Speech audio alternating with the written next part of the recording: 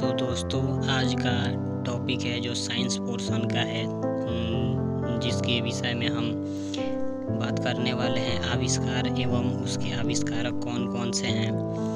तो चलिए शुरू करते हैं। विटामिन की खोज फंक साहब के द्वारा की गई।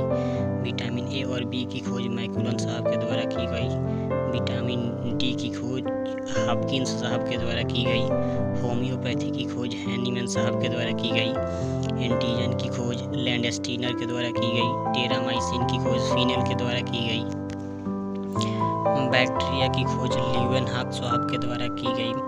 आरएनए की खोज जेम्स वाटसन तथा आर्थर ऑर्ग के द्वारा की गई। विटामिन सी की खोज होलकट के द्वारा की गई।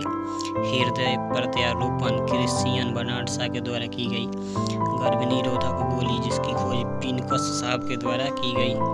इलेक्ट्रोकार्डियोग्राफ आइन यूवन के द्वारा की गई। इंसुलिन की खोज बेटिंग द्वारा की गई।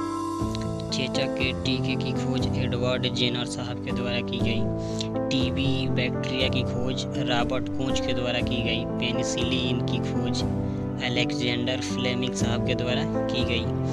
बीसीजी की खोज यूरिन कालमेट के द्वारा की गई। रक्त परिवर्तन की खोज कार्ल लैंडस्टीनर के द्वारा की गई। डीएनए की खोज जेम्स वाटसन तथा क्रिक द्वारा की गई।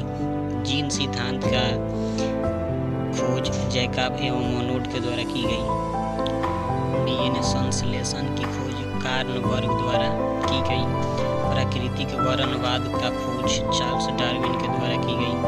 रेबीज के टीके का खोज लुइस पास्चर ने की। प्रथम एंटीबायोटिक की खोज ए फ्लेमिंग साहब के द्वारा की गई। पोलियो वैक्सीन का विकास जो हुआ था वह 1992 में जोहान्स साल्क तथा 1962 में अल्बर्ट साबिन साहब ने की थी।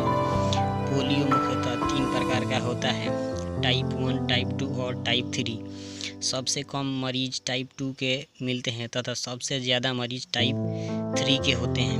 पोलियो जो होता है वह विषाणु के कारण होता है। Thank you. 3 मिनट से कम समय में आप 30 क्वेश्चन को कवर कर लिए हैं। चैनल को सब्सक्राइब और